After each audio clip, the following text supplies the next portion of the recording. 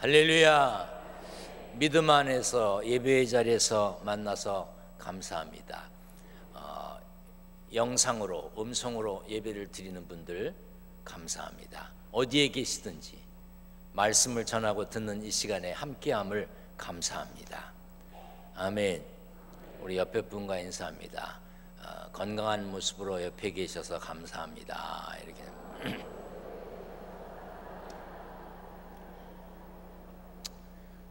제가 뭐 인사하라 그러면 그냥 아유 또 시키네 뭐. 그런데 여러분, 이게 정말 어마어마한 기적입니다. 우리 교회 김지수라고 하는 청년이 있는데, 멀쩡했던 청년이 급성 백혈병으로 지금 중환자실에 있습니다. 가족들 얼마나 기가 막히겠어요. 여러분들 이 자리에 계신 거 감사하고요, 늘 그 자리에 계시기를 축원합니다. 비전성전 앞에 교육관을 짓고 있습니다. 부흥관이라고 그러려고 그래요. 한부흥 전도사님 이름 따서 부흥관이 아니라 그 길이 부흥로예요. 그래서 부흥관이라고 그러는데, 막아놓고 뭐 하지도 않으면서 왜 차를 못 대게 하냐 막 그러는데, 아니 기초공사를 하고 다 일해요. 그래서 배드리려고. 자 보여줘요. 네. 자 저렇게 하고 있어. 저렇게. 그 다음 저렇게 바닥 콘크리트도 하고, 또 이제 그 다음 저렇게 기둥도 세우고, 또 저렇게 이제 하고, 또 저렇게 이제 2층 올라가는 거잖아요. 한 번 더 저렇게 막 하는 거. 한 번 더 저렇게 바닥 이렇게 하고 있어요. 그러니까 잘 하고 있습니다. 그냥 눈에 안 보이면 뭐라 그래 하는 그런 분이 계셔서 배드리는 거야. 이 모든 일들을 위해 기도해 주시고, 앞으로도 계속 마음에 담긴 물질로도 동참해 주시기를 부탁드립니다. 지난 주일 예배를 마치고 멕시코에서 편지가 왔어요. 저는 멕시코에서 살고 있는 김판석입니다.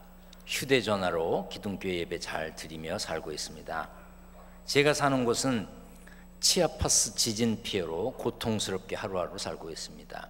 저희 집도 철거해야 할 정도로 기울어져서 많이 당황스럽고 좌절했는데, 지난주 설교 말씀 듣고 우리도 능히 설 수 있다는 믿음을 가지고 열심히 살아가려고 합니다.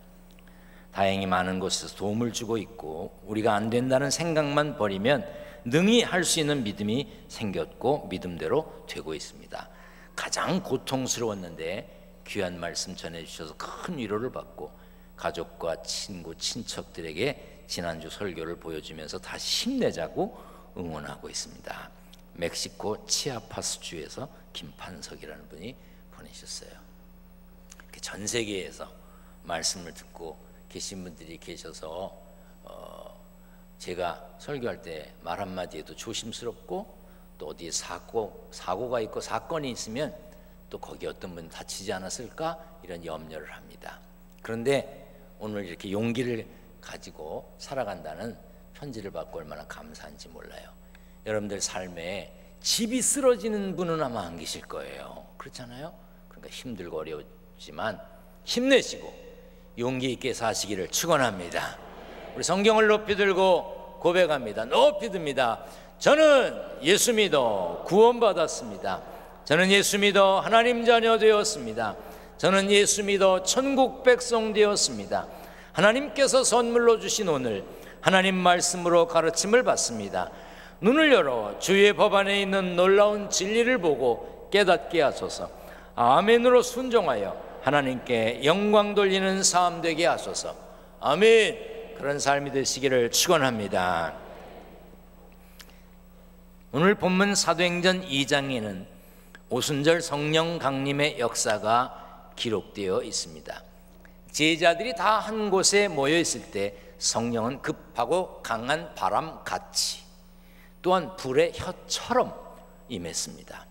뭐뭐같이, 뭐뭐처럼 이라고 표현한 것은 성령의 임재가 매우 이례적이고 설명하기가 쉽지 않은 신비로운 사건이었음을 말해줍니다. 그 후에 성령의 충만한 성령의 능력을 힘입은 베드로는 유대인들과 예루살렘에 사는 모든 사람들에게 설교했습니다.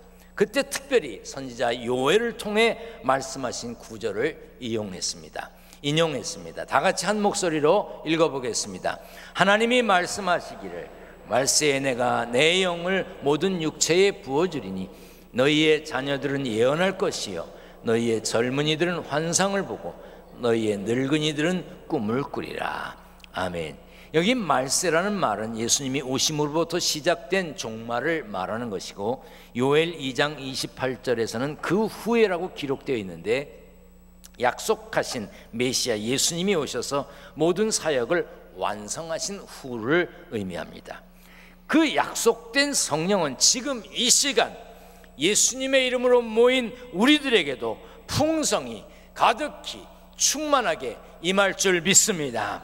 그러므로 우리는 성령의 사람답게 성령의 충만한, 성령의 가득한, 성령의 통치를 받는, 성령의 다스림을 받는 사람답게 예언하고 환상을 보고 꿈을 꾸어야 합니다. 성령의 사람이라면, 예수 믿어 성령께서 함께 계신 사람이라면, 성령과 동행하는 사람이라면 마땅히 예언하고 환상을 보며 꿈을 꾸고 그것이 이제 성령 충만의 은혜임을 알고 증거하고 드러내야 합니다. 오늘 본문은 찬양으로도 잘 알려졌죠. 그런데 뭔가 좀 이상하고 어색한 구절이 있습니다. 뭐 저만 이상하다고 느꼈다면 할 수 없지만 이 말씀입니다. 너희의 늙은이들은 꿈을 꾸리라. 성경에 늙은이들하고 나와 있어서 기분 나빠하실 건 없습니다. 성경에는 그저 올드맨과 영맨, 젊은 사람과 나이 든 사람을 이렇게 비교해서 설명을 한 거예요. 다음에 번역할 땐, 다음에 새로 나오는 번역에는 이 좀 고운, 편안한 말로, 예를 들어 늙은이들 그거보다는 연세 많으신 어른들로 이렇게 번역이 됐으면 좋겠다 하는 생각은 있어요.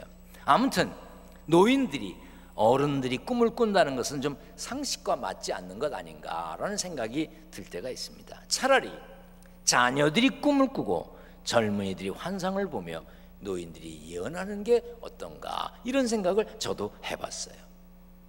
연세 많은 분들, 오랜 기간 신앙생활 하신 분들은 무엇이 하나님의 뜻인지 분별할 능력이 어린 자녀들보다 더 많잖아요. 그래서 너 그렇게 하면 안 돼, 그렇게 하면 큰일 나, 뭐 이런 말을 해줄 수 있잖아요.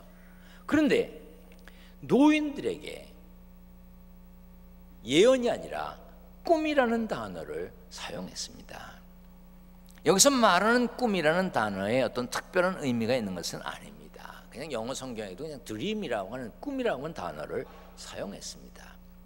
좀 더 넓게 설명을 해보겠습니다. 자녀들은 예언할 것이다. 여기서 말하는 예언이란 점쟁이들이 미래를 짐작해서 말하는 것이 아니에요. 이 사람하고 이 사람하고 잘 되고, 뭐 저 사람하고 이 사람하고 잘 되고, 여기다 땅을 사면 잘 되고 저기다 땅을, 아니 그런 건 나도 할 줄 알아. 그걸 뭘 돈 주고 가서 그런 사람들한테 해. 그런 거를 하는 사람들 여기 있어요? 나한테 와. 차라리 내가 잘 가르쳐 줄게. 점쟁이들이 미래를 말하는, 짐작해서 말하는 그런 예언이 아니에요. 미래에 일어날 하나님의 사건에 대해, 또한 하나님의 뜻과 말씀과 진리를 선포하는 의미에서의 예언을 말하는 거예요. 구약시대에는 특별히 하나님의 부르심을 받은 예언자들이 하나님의 말씀을 전했습니다. 그러나 성령이 임한 후에는 하나님의 자녀된 모든 사람들이 하나님의 뜻, 하나님의 말씀, 하나님의 진리를 선포하는 예언을 합니다. 오늘 제가 하나님의 말씀을 전하고 있습니다. 여러분들 말씀을 들었으니 나가서 전하며 사시기를 축원합니다. 아멘. 우리는 어떤 예언을 하는 사람들입니까? 하나님이 성경에 약속된 말씀을 믿고 그대로 살아가는 사람들이에요. 예수 믿음으로 멸망치 않고 영생을 얻으며 하나님의 자녀가 되고 구원받은 백성으로 영원히 살 것을 믿는 사람들이고, 그것을 사람들에게 전합니다. 그 예언이에요. 나이가 어릴지라도 하나님의 영이 임할 때 복음의 진리를 깨닫게 되고 그 진리를 실천하며 그 진리를 증거하는 삶을 살게 되는 것입니다. 여러분들의 자녀들은 물론이요, 여러분들도 이 하나님의 말씀을 전하는 예언하는 삶의 주인공이 되시기를 축원합니다. 젊은이들이 환상을 본다고 그랬어요. 환상은 자신의 만족을 위한 야망이 아닙니다. 세상의 부와 명예를 위한 바램도 아닙니다. 믿음 안에서 하나님의 영광을 위해 하나님이 주신 비전을 이루어가는 거예요. 비전이란 말은 라틴어 비지오에서 나온 말인데 이것은 내다본다는 뜻입니다. 비전이란 말은 문자 그대로 무엇을 내다본다는 말인데 눈앞에 있는 것을 본다는 의미가 아니에요. 비전은, 환상은 하나님의 영광을 위해 하나님의 뜻을 이루어가는 것입니다. 그러므로 성경에서 말하는 비전, 환상은 하나님의 나라, 하나님의 교회, 영혼 구원과 깊은 연관이 있는 것입니다. 그리고 늙은이는 꿈을 꾸리라. 대부분의 노인들은 꿈이 없습니다. 그러나 성령에 충만한 노인들은 꿈을 꿉니다. 성령의 임재를 사모하며 성령 충만의 역사를 믿고 기다리는 노인은 가만히 앉아 죽을 날을 기다리지 않습니다. 앞으로 이 땅에 실현될 하나님의 나라를 꿈꾸며 기도로 준비합니다. 성령에 충만하면 육신이 늙어 쇠약해질지라도 영혼은 청춘이 되는 것입니다. 성경에 나오는 대홍수, 노아의 홍수 이전과 홍수 이후의 삶이 사람들의 생명의 길이가 조금 다릅니다. 홍수 이전의 사람들의 연도는 우리가 지금 하는 연도가 같은지 아닌지 우린 잘 모르겠습니다. 다만 홍수 이전의 삶은 생명이 길었다는 것들을 과학자들도 증명하고 있습니다. 그런데 노아 할아버지는 480살에 하나님께서 큰 홍수로 심판하시겠다는 음성을 들었습니다. 그 음성을 듣고 120년 동안 방주를 만들었어요. 120년 동안. 아브라함은 홍수 이후의 사람이죠. 75세 때 너희 고향과 친척과 아비의 집을 떠나라고 하는 말씀을 들었어요. 나이 75이면 정착해서 편안하게 안주할 때입니다. 나이 75이면 멀리 이사갈 때가 아닙니다. 여러분, 허리에 힘 빠지고 손발 떨릴 때 전혀 생면부지의 땅으로 이사가지 말아야 합니다. 괜히 나이 들어서 산 밑에 가서 살고 싶다, 강 옆에 가서 살고 싶다, 바다 옆에 가서 살고 싶다 그러는 분들 계신데요, 착각하지 마세요. 의사 선생님 만나기 좋은 동네에 살아야 돼요. 교통 편한 데 살아야 돼. 전화만 걸면 차가 오고, 무엇보다도 사람 많이 만날 수 있는 데 살아야 됩니다. 애들 근처에, 사람 근처에 살면요 좀 귀찮아할 수도 있을지 몰라. 그래도 그냥 못 바짝하고 살아. 왜? 산 밑으로 들어가면요 명절에나 한 번 와. 그것도 바쁠 땐 또 안 와. 귀양 가는 거야. 내가 서산에 부흥회 갔는데요, 거기서 우리 교회에서 있다가 그쪽으로 이사 가신 분들 그쪽에 여럿 있거든요. 그 중에 한 분은요, 잘못한 것 같아요, 잘못한 것 같아요 이러시더라고요. 그래서 돌아오세요, 돌아오세요. 내가 그랬어요. 그런데 아브라함 나이 75세 본토 친척 아비의 집을 떠났어요. 하나님은 80된 모세를 들어 쓰셔서 120살까지 일을 시키셨습니다. 85세 갈렙은 자신의 강건함을 자랑하며 산지를 달라고 했어요. 나이가 많고 몸이 쇠약해졌어도 꿈을 꾸지 않았더라면 하나님의 뜻을 이룰 수 없는 일이었습니다. 저는 설교 준비하다가 이런 생각했습니다. 한번 따라서 합니다. 하나님께서는, 이왕 할 거 크게 합시다. 하나님께서는 나이를 보지 않으시고 믿음을 보신다. 아멘. 하나님은 나이를 보시고 사람을 쓰시는 게 아니에요.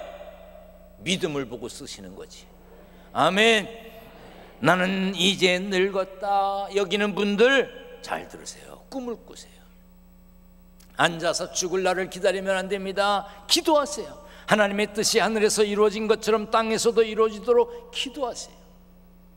우리나라는 이미 고령 사회입니다. 고령화 사회가 아니에요. 고령화 되어가는 사회가 아니라 이미 고령 사회야. 유엔에서는요, 전 인구의 14%가 65세 이상인 나라는 고령 사회라고 그래요. 근데 우리나라는 지난 8월 달에 이미 65세 넘는 분이 14%가 넘었어. 고령 사회야. 급속한 고령화는 복지 문제, 세대 간의 갈등 문제, 노인의 빈곤 문제, 그 밖에 크고 작은 사회 문제들이 자꾸 일어나게 되어 있습니다. 우리나라 어르신들은요, 광복과 한국전쟁, 역동적인 산업화와 자랑스러운 민주화, 이런 것을 위해서 숨가쁘게 달려왔습니다. 그럼에도 앞으로 대접받는 삶이 보장되어 있지 못해요. 이런 방송이나 이런 데서도 자꾸 그런 거를 뭐 정당한 것처럼 이렇게 방영하는데 난 그런 게 마음에 안 들어. 젊은 사람들이 연세 드신 부모님, 어른들을 모시는 것을 당연하다고 여기지 않는 퍼센테이지가 높아졌어요. 그러므로 연세 드신 분들은 어떻게 오래 살아가야 할지 걱정하고 사는 때가 되었습니다. 사실 경험 많은 노인들의 능력을 활용할 가치가 있습니다. 왜? 한 인생을 살았던 연세 많으신 분은 그 자체가 역사거든요. 그분이 경험한 인생만 생각해보고 들어봐도 우리가 참고하고 살아야 될 게 많이 있거든요. 그렇지만 젊은 사람들이 그것을 받아들이지 않습니다.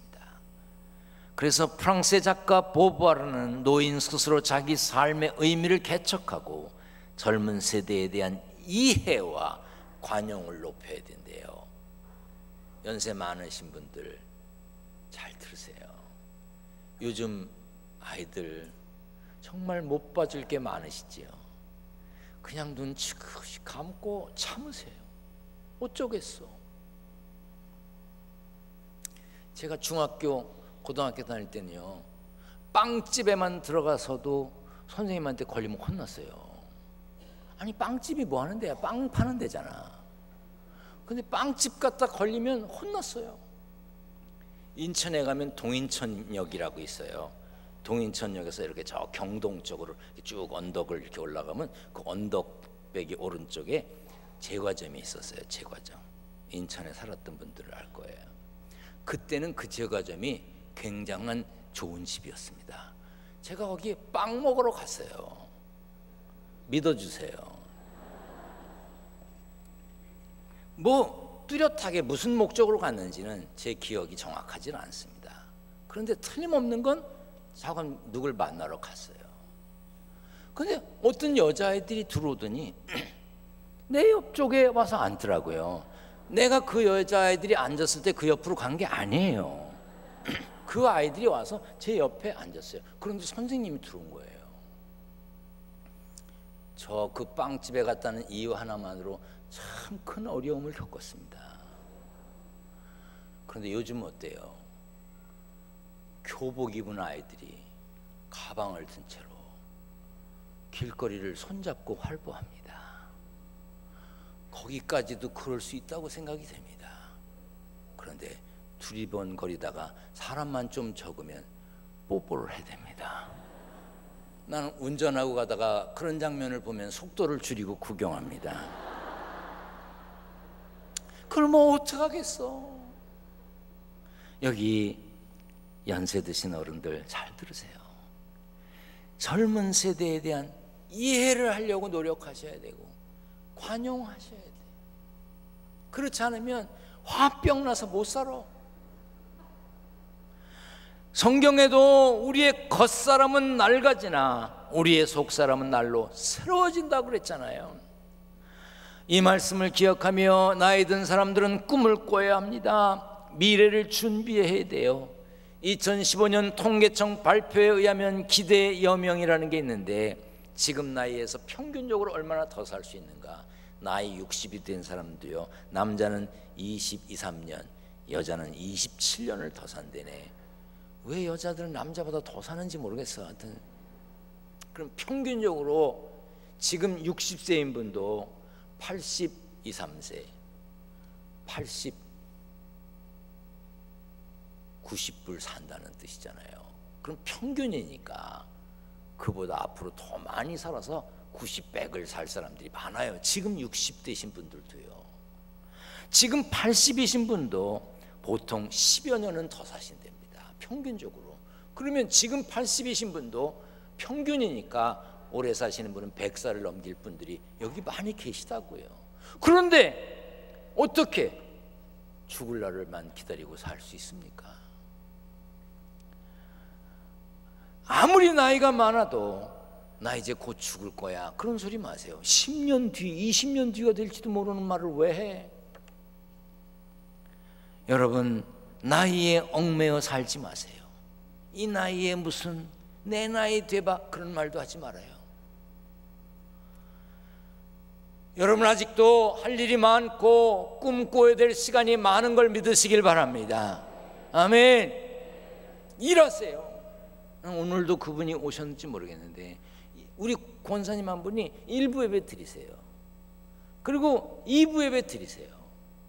3부 예배 때는 저기 갔다 오기가 그래서 그런지 3부 예배는 안 오셔요. 그리고 또 4부 예배 들으셔요. 그래서 제가 여쭤봤어요. 1부 예배 드리고 2부 예배 드리고 4부 예배도 드리시냐고 그랬더니, 그럼 뭐해 집에 가면. 그분 얘기야 자빠져 잘걸 뭐. 그리고 한 번 들었다고 알아? 3번은 들어야지. 그러시더라고요.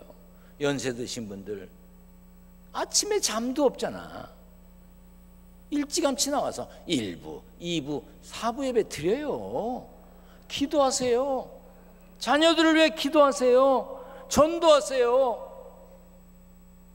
우리 교회 나쁜 풍토가 하나 뭔지 아세요? 조금 나이 먹으면 주방에서 졸업시키는 거야. 왜 졸업해? 몸 움직일 수 있으면 가는 거지.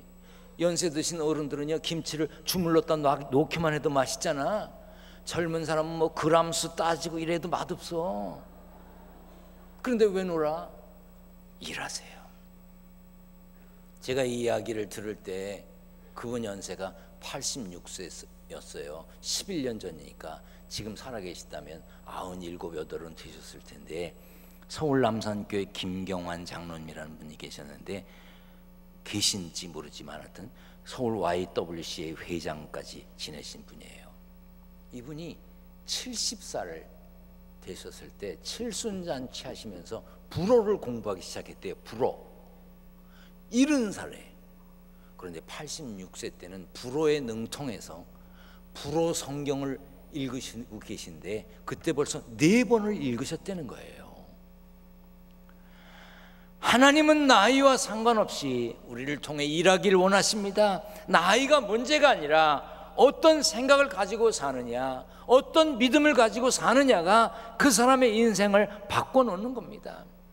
나이가 많아도 꿈을 가지고 도전하고 변화해야 합니다. 그래야 하나님이 건강의 복을 더해 주시고 꿈을 이룰 힘과 능력과 지혜도 주시는 거예요.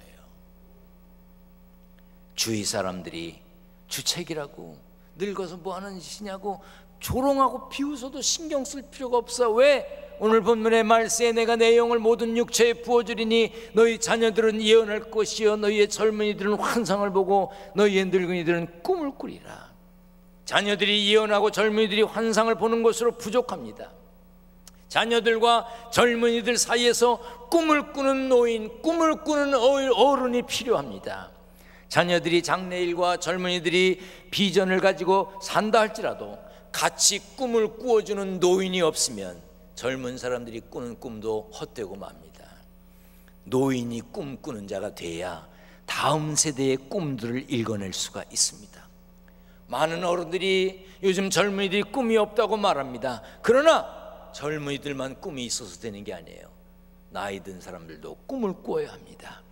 기성세대가 꿈꾸지 않으면 꿈꾸는 젊은이들의 안내자가 될 수가 없습니다.